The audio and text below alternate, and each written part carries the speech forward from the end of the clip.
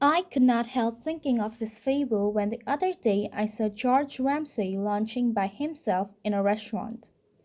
I never saw anyone wear an expression of such deep gloom. He was staring into space. He looked as though the burden of the whole world sat on his shoulders.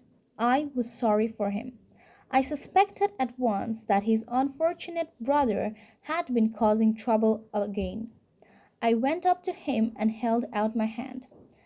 "How are you?" I asked. "I'm not in hilarious spirits," he answered. "Is it Tom again?" He shied. "Yes, it's Tom again." "Why don't you chuck him? You've done everything in the world for him. You must know by now that he's quite hopeless. I suppose every family has a black sheep. Tom had been a sore trial to him for 20 years. He had begun life decently enough.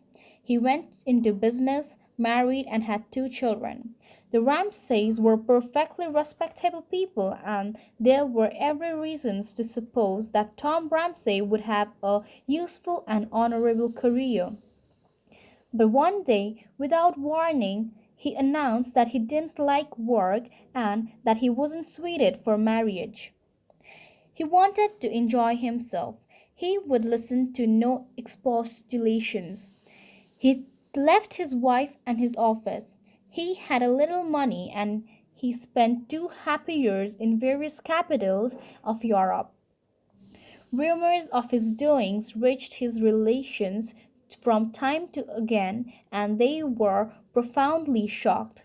He certainly had a very good time. They shook their heads and asked what would happen when his money was spent.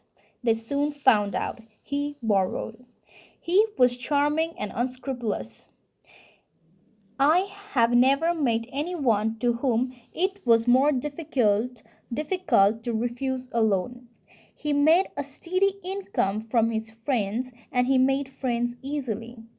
But he always said that the money you spent on necessities was boring. The money that was amusing to spend was the money you spent on luxuries. For this, he depended on his brother George. He did not waste his charm on him. George was a serious man and insensible to such enticements. George was respectable. Once or twice he fell to Tom's promises of amendment and gave him considerable sums in order that he might make a fresh start. On these, Tom bought a motor car and some very nice jewelry. But when circumstances forced George to realize that his brother would never settle down and he washed his hands off him, Tom, without a qualm, began to blackmail him. It was not very nice for a respectable lawyer to and his brother shaking cocktails behind the bar of his favorite restaurant or see him waiting on the box seat of a taxi outside his club. Tom said that to serve in a bar or to drive a taxi was a perfectly decent occupation, but if George could oblige him with a couple of £100, he didn't mind for the honor of the family giving it up. George paid. Once, Tom nearly went to prison. George was terribly upset. He went into the whole discreditable affair. Really, Tom had gone too far. He had been wild, thoughtless, and selfish, but he had never before done anything dishonest by which George meant illegal, and if he were prosecuted, he would assuredly be convicted. But you cannot allow your only brother to go to gaol.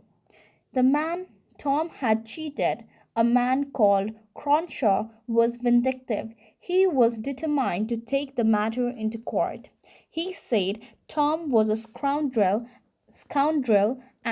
would and should be punished. It cost George an infinite deal of trouble and £500 to settle the affair. I've never seen him in such a rage as when he heard that